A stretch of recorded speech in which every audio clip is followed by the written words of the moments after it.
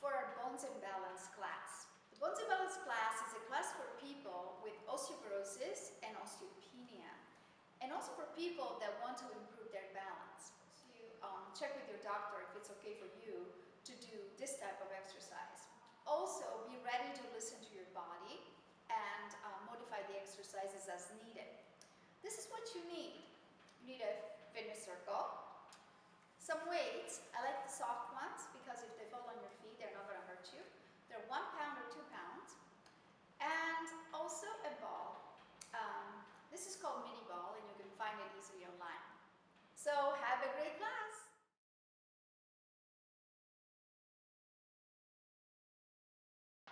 Here we are now lying down on our side. Casey looks perfect there. So what we would like you to be is with the crown of your head stretching away from your heels so that you are really aligned. You want to have your shoulders stacked and your hips stacked. So the tendency is to get a little bit like that or the opposite. So try to have a feeling for that, and you're balancing really on your side. Another thing that I would like you to do is to lengthen the top side, and that is going to make you lift the bottom. You see my hand there? There should be a little bit of a mouse little hole there, we call it. Okay? So the first exercise is really for balance. And you'll say, balance on my side? Yes, we'll use a lot of muscles that you use to have a good balance standing. So, Casey, you're going to lift your top leg right there, and you're going to flex both feet. Now, we're going to challenge your balance by asking you to lift that left arm to ceiling. And let's do that on the inhale. And on the exhale, bring it back. So you try to minimize the wobbling on that side as much as you can. So you're probably, what Casey's doing is really activating that bottom leg there, right, Casey? And so you're going to do this back and forth. If you want to challenge yourself a little bit more, you can also use a small weight with the holding on to the small weight with that hand there. Good. Nice. So there's another modification if you want. That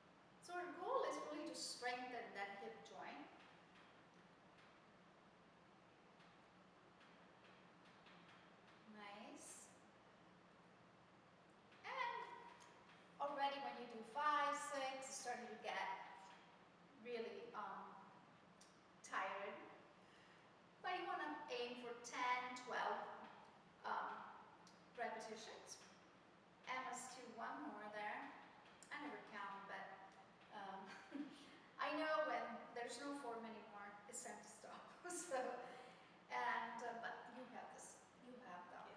You have that.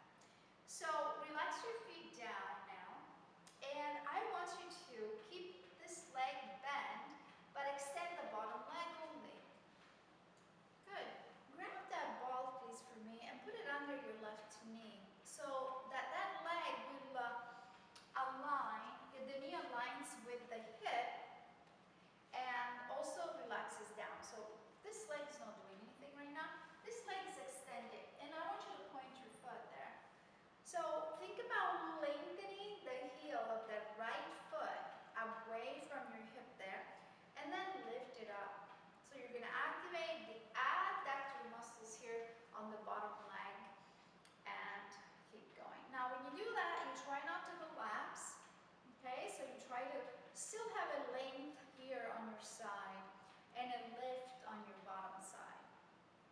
Good. So this is pretty hard. Nice. Good. Let's do 2 more like that.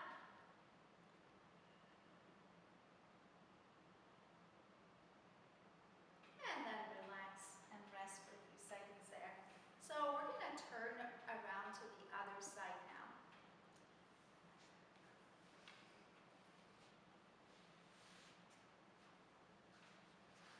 And we're going to repeat the whole routine. Now that you know it, it will be much easier.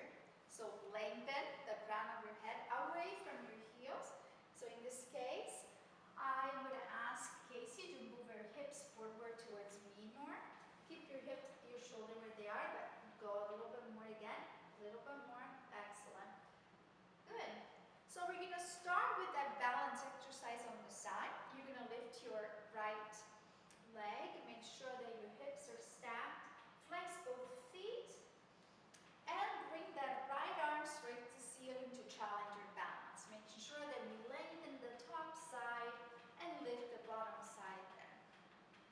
You will notice that one side is a little easier than the other, or harder than the other.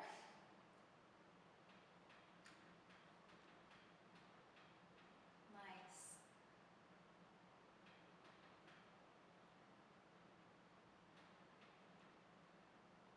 Good.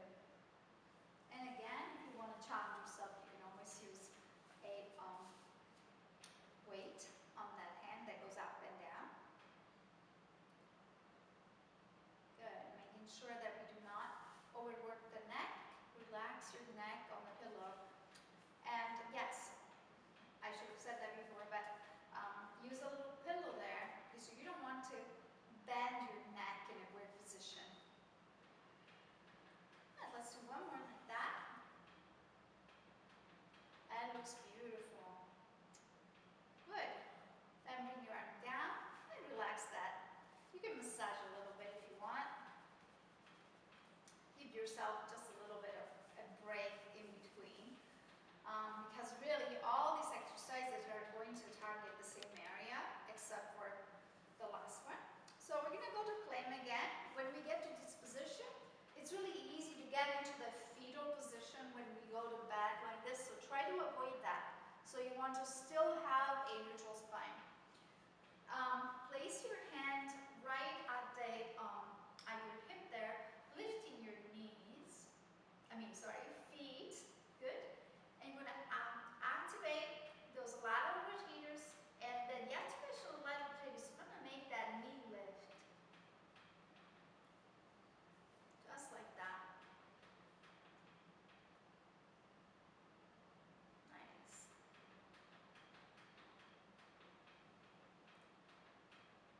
I would like Casey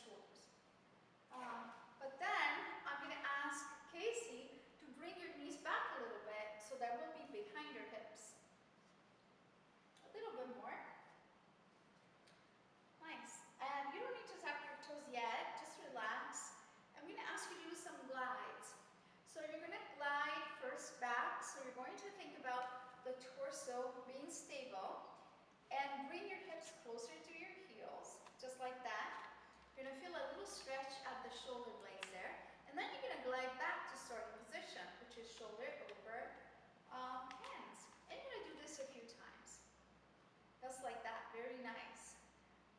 It's always good to do this exercise nice and slow. And always be aware of your core activation. That's it. And we're going to do it 2 more times.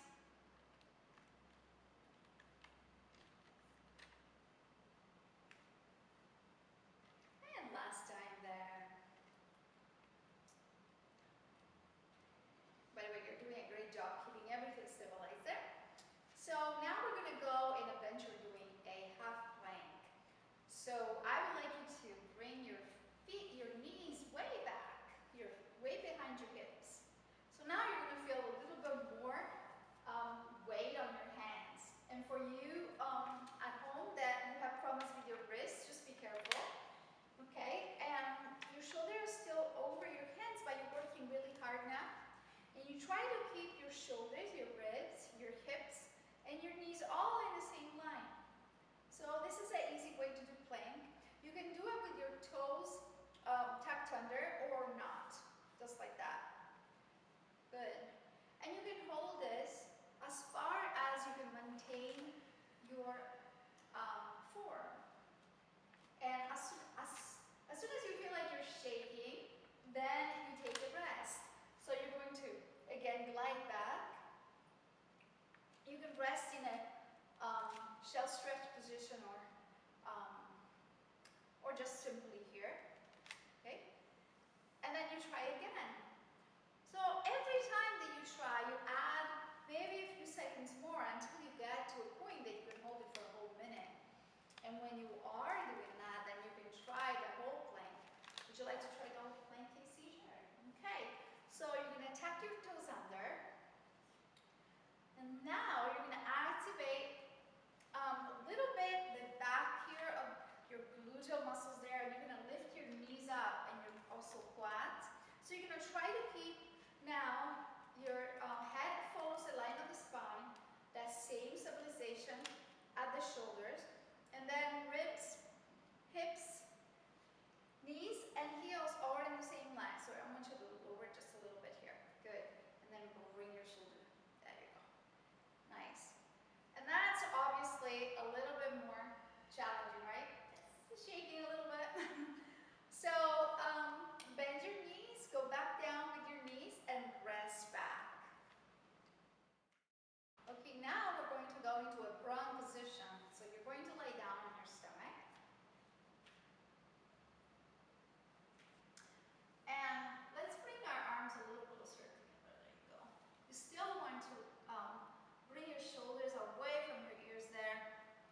And think about bringing your tailbone down just a little bit so that you can feel the abdominal muscles activating there. Your legs are not relaxed, they're a little bit activated there. So you think about reaching with your toes away from your hips. Nice. And then your hands and your elbows are on the floor, so your whole forearm is on the floor. And the head is following the line of the spine. That is perfect. So what I would like you to do, let's do this on the inhale. Okay? So on the inhale, I want you to press down and lift your chest up. And again, the head follows the line of the spine. Try to lift. Try to keep your rib cage down as much as you can. Nice. That's it. And inhale at the top. And again, exhale down. Yeah. Good. So let's do that again. So inhale. And lift the chest. Nice. And exhale. Bring it down.